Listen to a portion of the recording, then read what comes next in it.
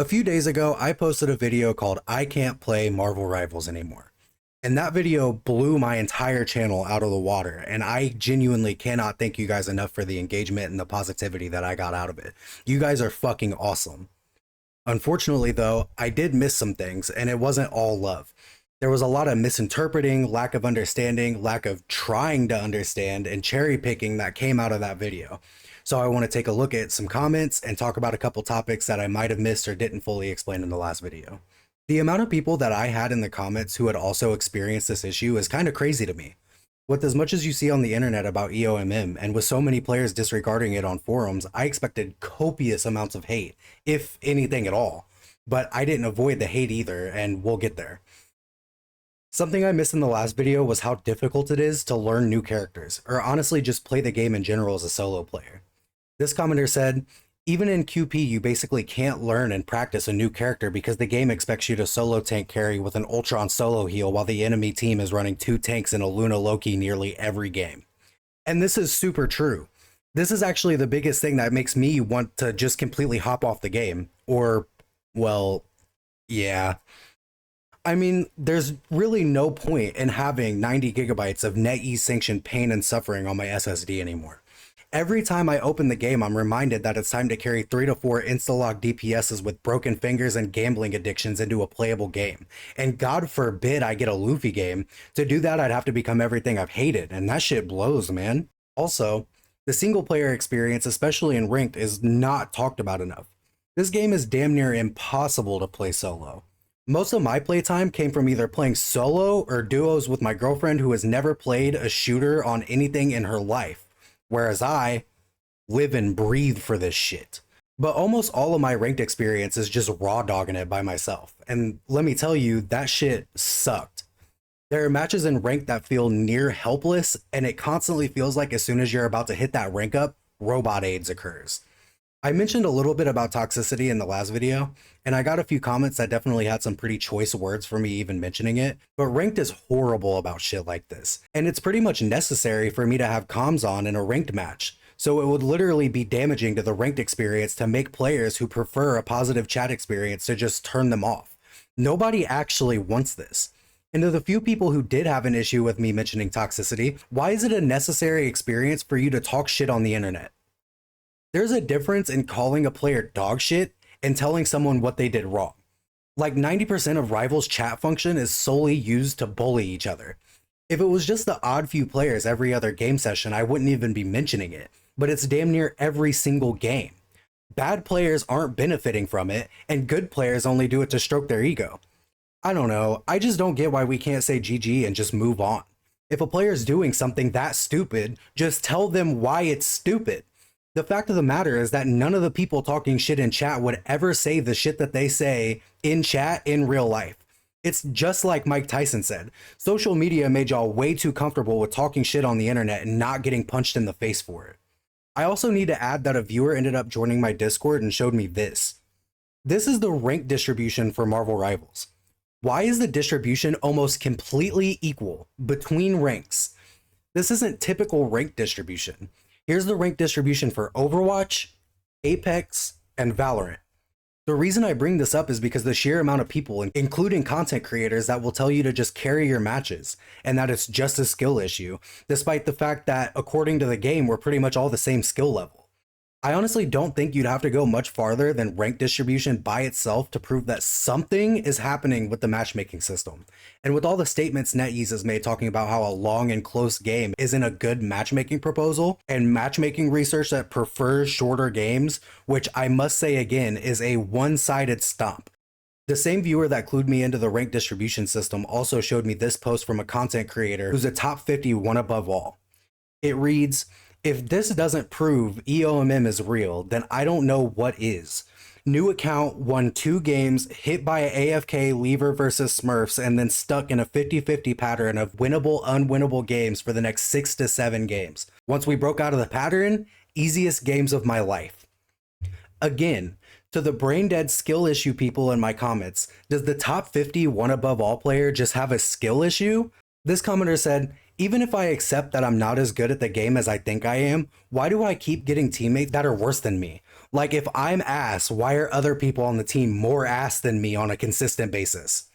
And despite this being really funny, I think it's a really good argument against the skill issue people too. Like they said, if I'm as bad as you say that I am, why does it seem like I'm constantly paired with people who are worse than me? It infuriates me too whenever people, especially popular online influencers, try to gaslight the rest of the Rivals community into believing that EOMM is 100% not real and that you're crazy if you believe it based off of Netease's official game design papers.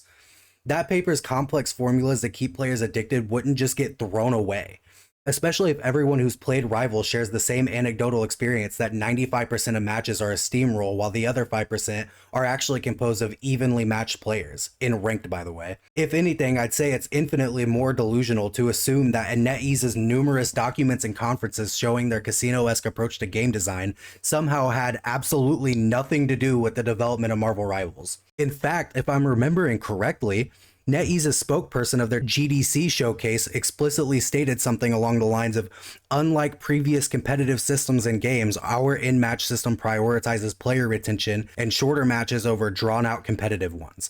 It's all about negating the churn rate of players, the rate at which they close the game after wins or losses. It's just business for them.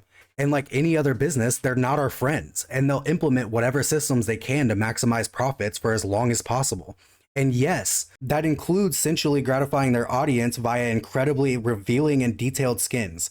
Looking at you, summer skins of Loki and Luna. If it makes money, they'll keep it coming. It's not rocket science. Honestly, I couldn't say any of this any better if I even tried to. But I do want to stress the importance of the fact that creators are paid to make content and do coaching based off of this game. And those content creators are not going to bite the hands that feed them. If Netease were ever to be transparent about these matchmaking systems, these guys would lose significant income. And I'm not trustworthy of a creator speaking on systems that necessitate their business model. It's like Critical said about the suppression of the Epstein files. Poop investigated shit and found no fart. I don't know if you've looked at my subscriber count, but I don't make a dime off of my videos.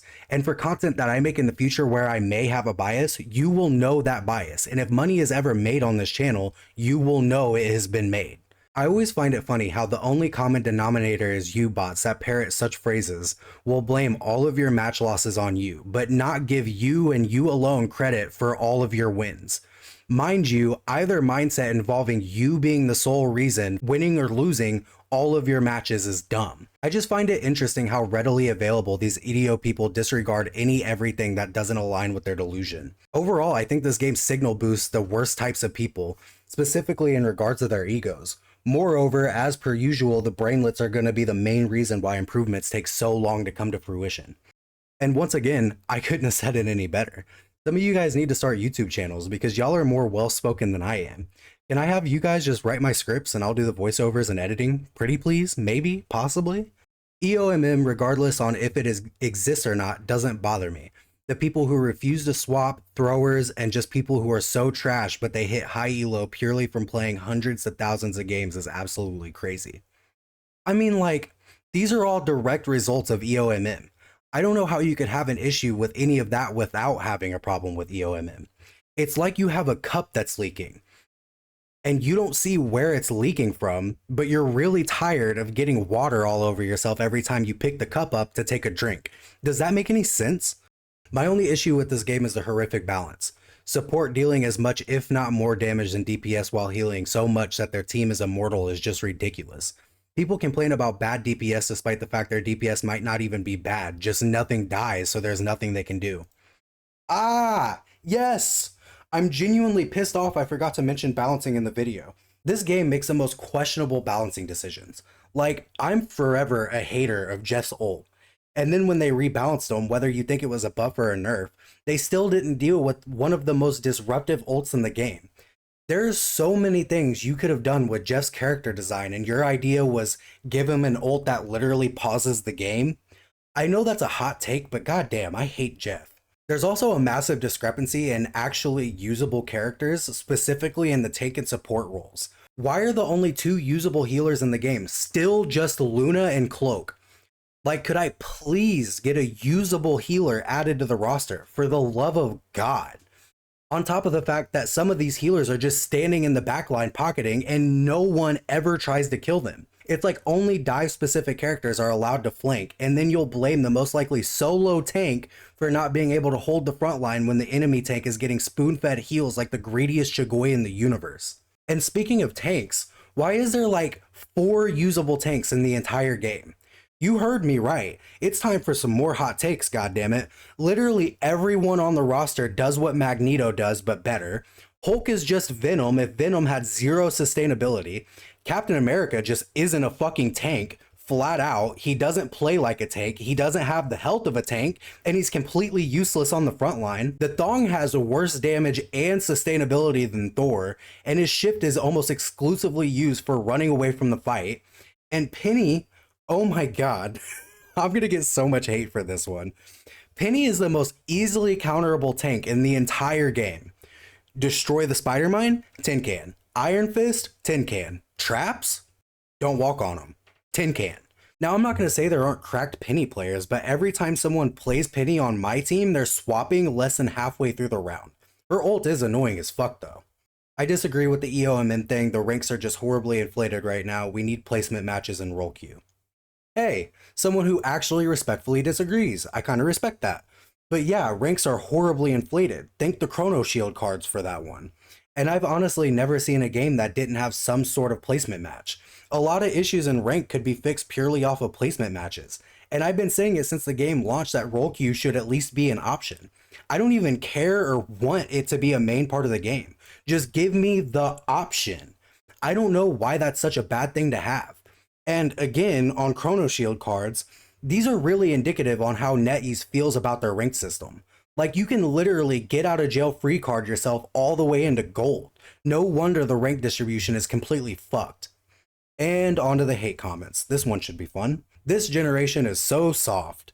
The fact that the community can make you not want to play because they're toxic is hilarious. Mute the chats and play the game, you bozo. They're literally just NPCs. See, I might be a bozo. Sure, yeah, I'll take that. But it'd take a real fucking dunce to make a comment complaining about something I literally addressed.